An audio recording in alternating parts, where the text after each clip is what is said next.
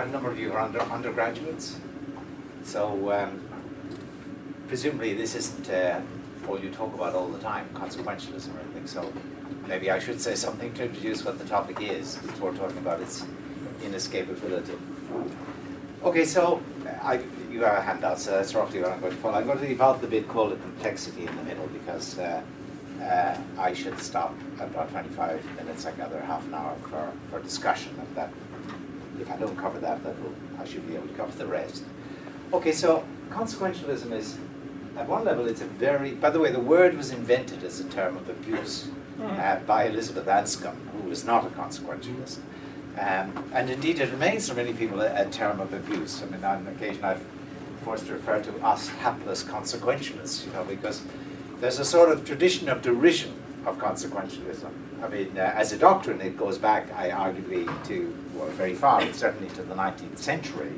The great, probably, consequentialist work of that period is Sidgwick's Methods of Ethics, published late in the century. And in the 20th century, I mean, there have been many defenders of it. They're mainly utilitarian, but consequentialists don't have to be utilitarian. I'll explain that in just a moment. And utilitarianism and consequentialism as the more general doctrine has certainly come in for a lot of flack, as you might say, philosophical flack, over the last 50 years. So I'm probably in a minority nowadays amongst philosophers in remaining steadfastly a consequentialist. Hence, the inescapability is I really want to rub it in. You know, I just think these people get it. You know, but that's the way philosophical debates often are. This paper is actually prepared for, it's drawn from a paper that is to appear in a volume on Bernard Williams, where Williams was himself one of the most outspoken and, I have to say, wonderfully amusing anti-consequentialists. One couldn't but enjoy his attacks. He had real flair, but I think there was more flair than substance in the attack. Anyhow, that's sort of by way of background. So what does it say as a doctrine? Well, basically what it says is, look, you wanted to identify in a given choice the right option. Now, of course, the choice may be over actions. I can do X, I can do Y, I can do Z. Or it may be over policies. In general, I can follow this policy or that policy, another policy. It may even be, insofar as you think it can influence them, an issue over which motives is it right to cultivate in myself, for example. And of course, it may be equally a decision, a choice over which arrangement, which social institution should be put in place? Should we put this one or that one or another one in place? Which is the right one to put in place? When we talk of institutions, we often talk about which is the just one, which is, you know, very, like in French, juste means simply right. Just and right are pretty well synonymous when it comes to talking about institutions. Okay, that's what the question is. What the consequentialist says is, look, the right option in any set of options is basically the one that produces the goods, the one that delivers, the one that makes the world in its wake a better off world, a world that is better than a world that would have occurred from would have come in the wake of any of the other options having been chosen.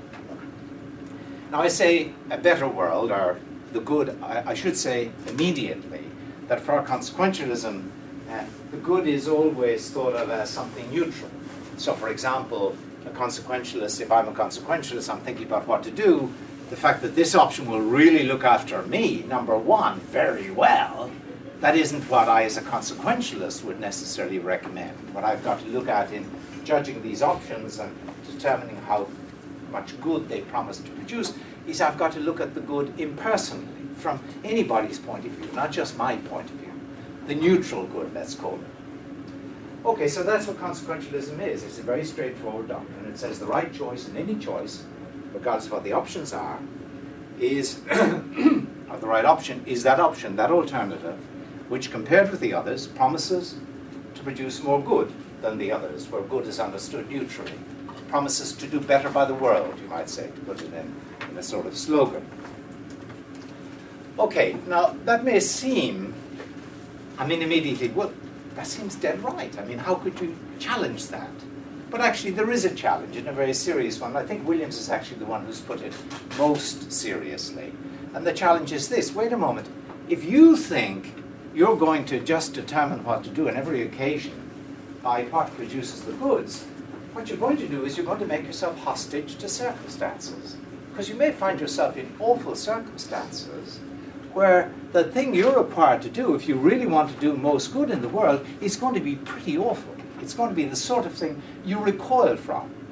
So, for example, one of his examples is you turn up in, it's a rather unfortunate example, really, for a number of reasons, but let me give it since it's well known. You turn up in a South American small village in the middle of a jungle, and you find that a local police officer or army officer, whatever, is about to execute 10 natives, indigenous people, because of some outrage that's occurred.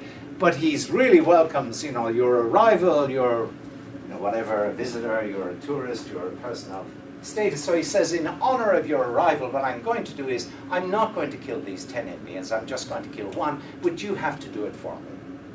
Okay, so now, consequentialists would have to say, of course, awful as it would be to take the gun in your hands and kill at random one of these people, still that is the option that will produce more good than the other option, which is say, I'll have nothing to do with it, in which case he will just mow down the 10.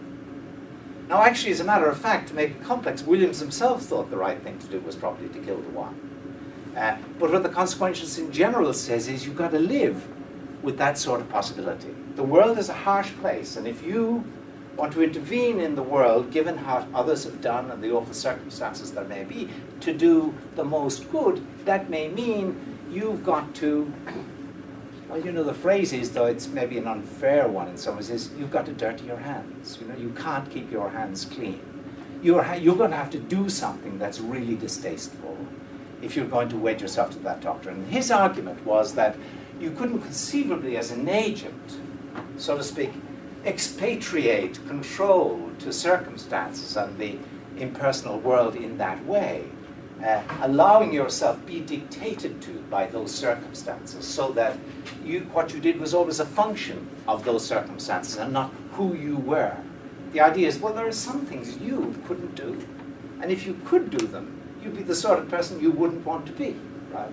So the argument is that your wholeness as a person, Williams called it your integrity as a person, requires that actually you should not sign up to consequentialism. You should be prepared in some cases to say, not by my hands. Okay, the world would be better if I did such and such, but it's not going to occur by my hands, right?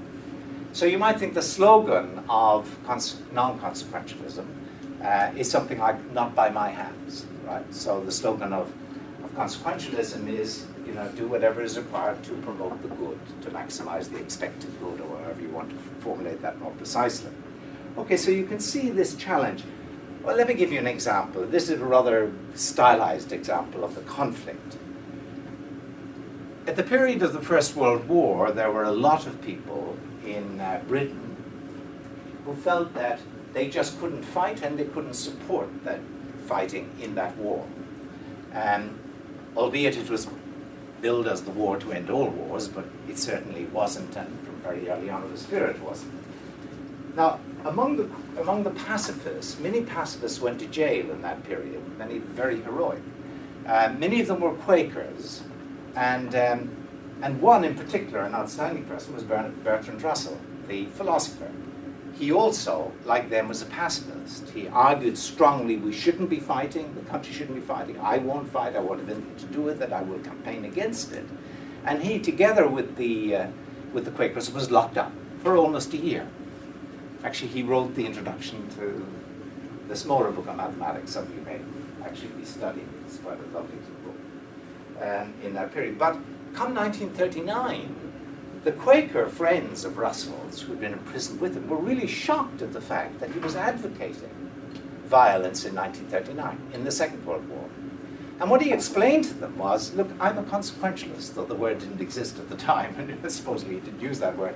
He said, what I'm interested in, peace is a value, peace is a neutral good. Let's suppose it's the only good relevant, that other goods can be set aside for the moment. And he said, what I advocated in World War I, in that period, was that we should act so that peace is given its best chance, right? So that the chances of peace are higher rather than lower, so that we promote peace as the good. And that involved not fighting, he thought, at that stage. He thought fighting was just doing badly by peace. But he said, now, look at the situation in 1939. You've got a madman in charge in Nazi Germany who's determined to expand violently and destroy, people of various races and so on.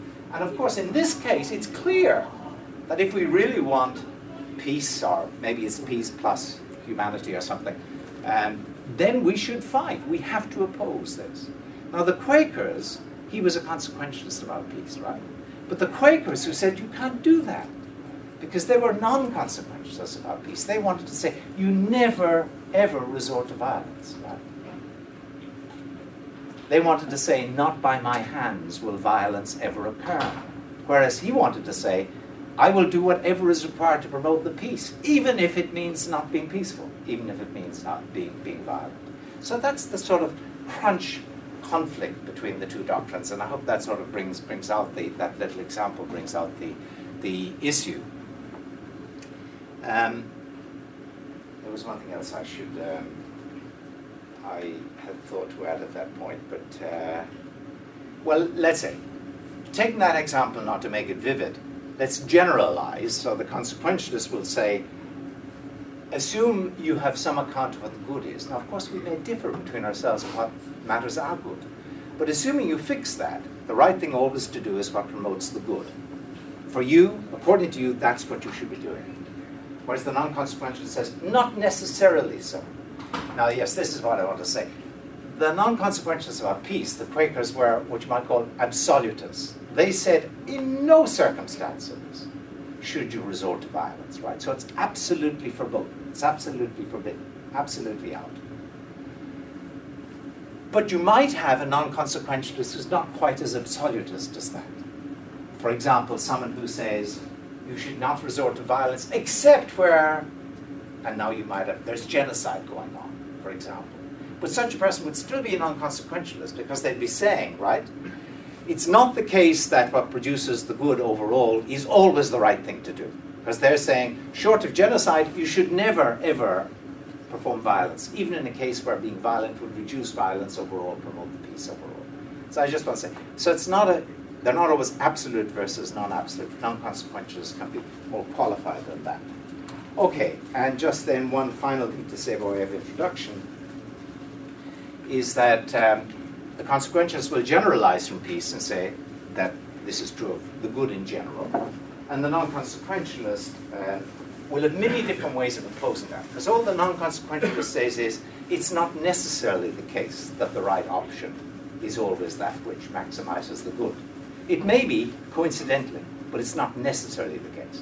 And now there are many, many different sorts of non-consequentialists.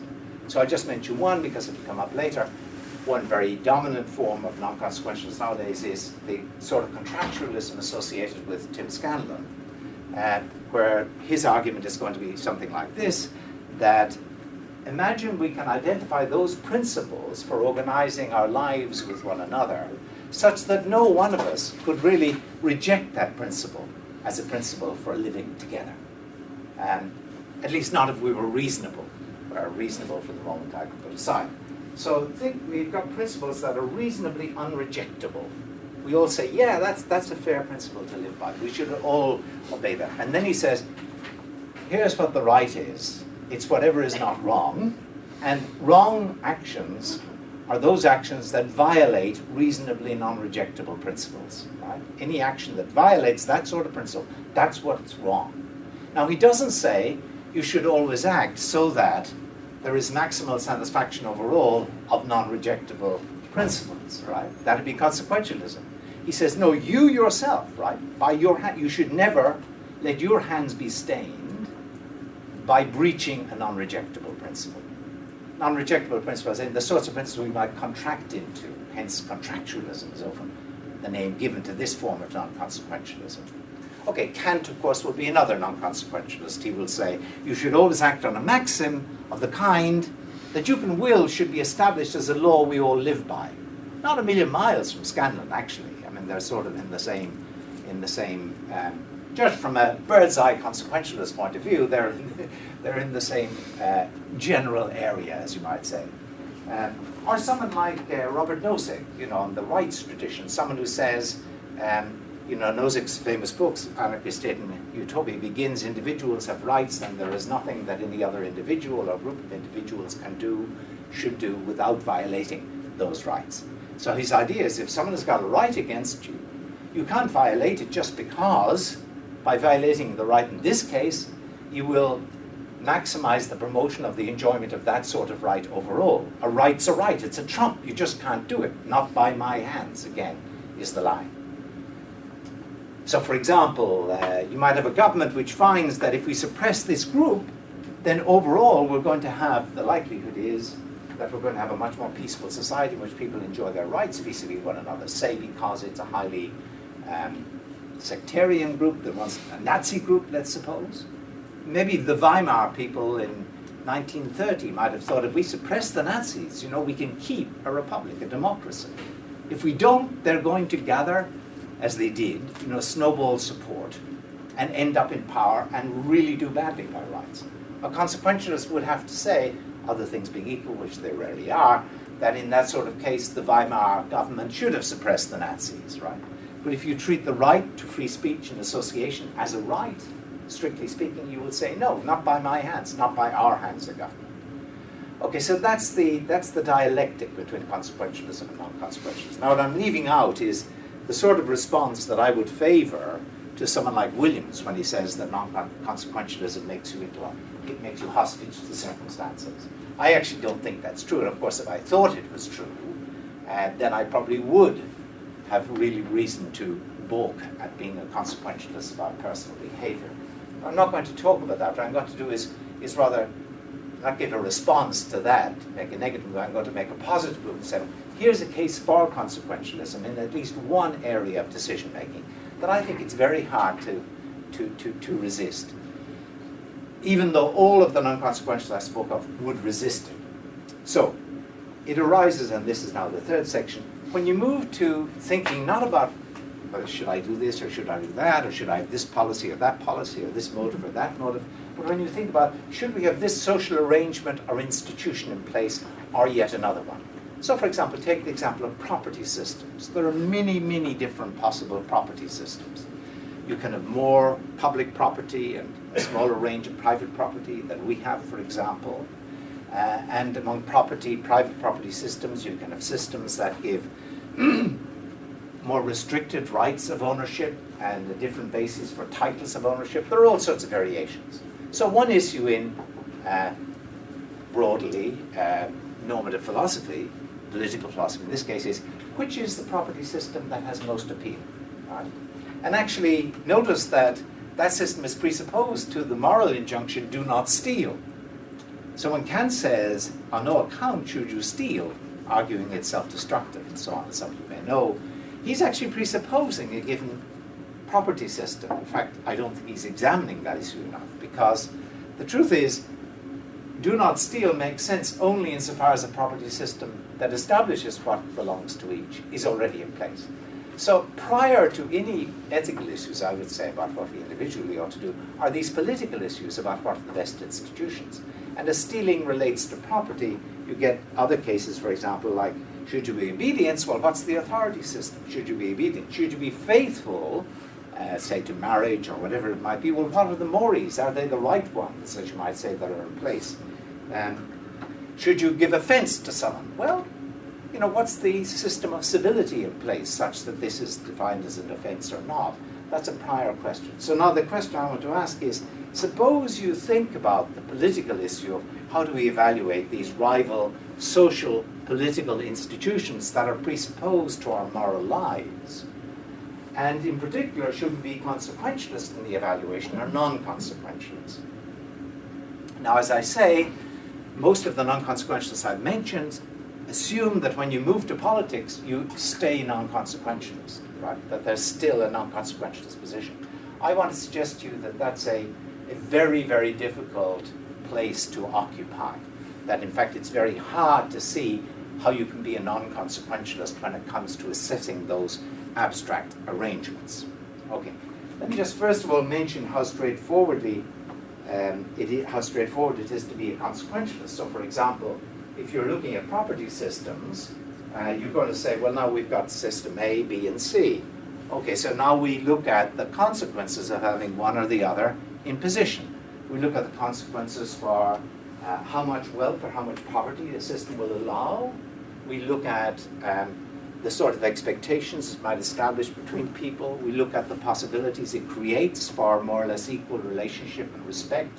We look at the possibilities it creates for happiness. We look at the incentives it puts in place for people making an effort that can actually do everybody good, however indirectly. We look at all those consequences and we argue for a particular system on that sort of basis. As a matter of fact, Robert Nozick, when he goes to discuss property systems, does precisely that without, I think, I actually put this to him once and he thought it was a challenge, I think without noticing that he's gone consequentialist when he goes to that level.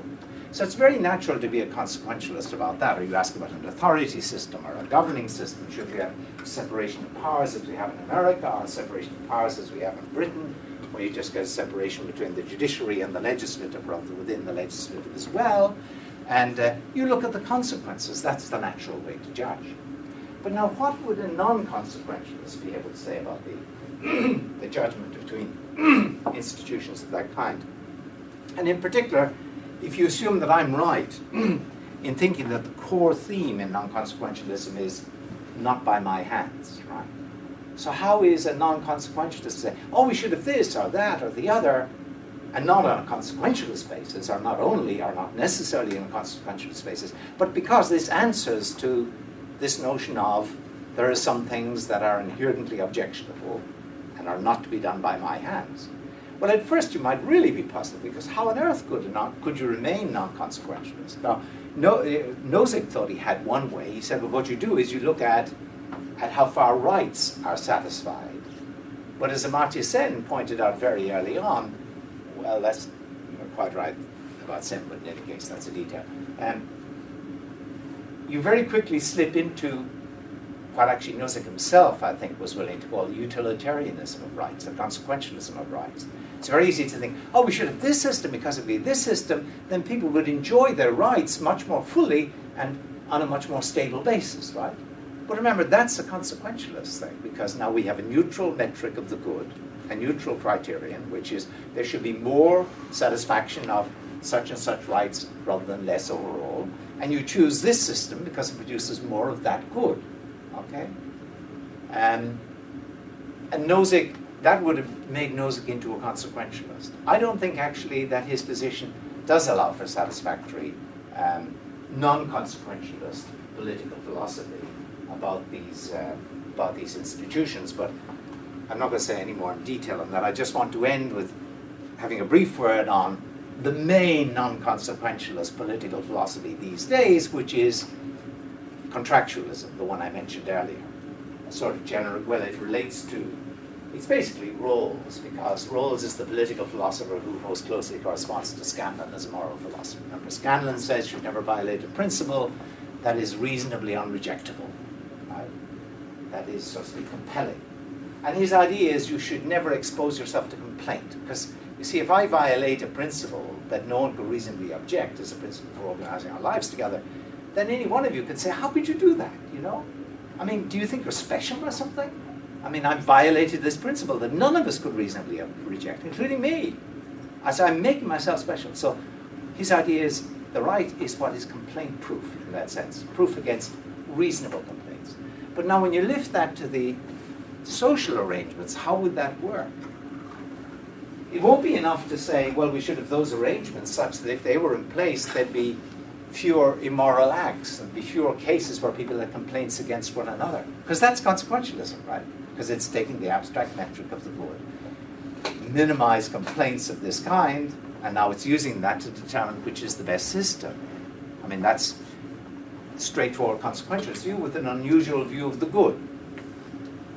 Okay, so here is the one response that I see in this literature, and I don't think it's satisfactory, and that's why I think consequentialism is inescapable in at least this area.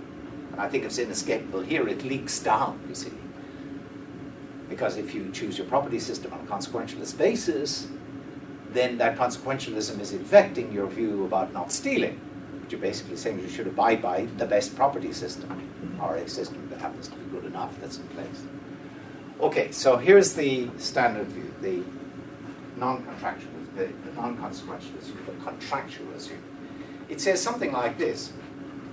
You get it in Rawls in his later works, mainly. It says, when we do political philosophy, we think in terms of we. What can we do? We think in terms of our hands. What should happen by our hands? Rather than thinking in terms of my hands. That's ethics, right? That's non-consequentialist ethics. And we ask, for any given arrangement, is this something that we can bring about by our hands? And now wheeling in the Scanlon-type formula, is it something that we can bring about by our hands and remain complaint-proof? In particular, proof against reasonable complaint. Is it something we the people, right? We as a society, maybe organized through our government, can do and feel that no one individual can say, how could you do that, right? Because we can say, we are acting without breaching any principles that are reasonably non-rejectable. And that seems on the face of it, yeah, that's the way to think if you're a non-consequentialist and you're working at the political level. But now I think that there's a real problem with that. And it comes in the form of a dilemma, which I put right at the bottom of the page. Here's one horn of the dilemma. If that's the way we think, so that we as a people, we as a unity, embodied in our government for all practical purposes, as indeed Rawls says, then here's a problem. This is the first horn of the dilemma. What about the case where it seems that the best thing we could do is actually to dissolve ourselves, say, and to amalgamate with more people into, say, a world state, or into a slightly broader state? After all, how could we, the people, if we're actually going to go out of existence by virtue of this act, think that this is the right act because that'll make us complaint-proof? We won't be around to be complained against, right? We'll have broken up, so to speak, in the event of doing that.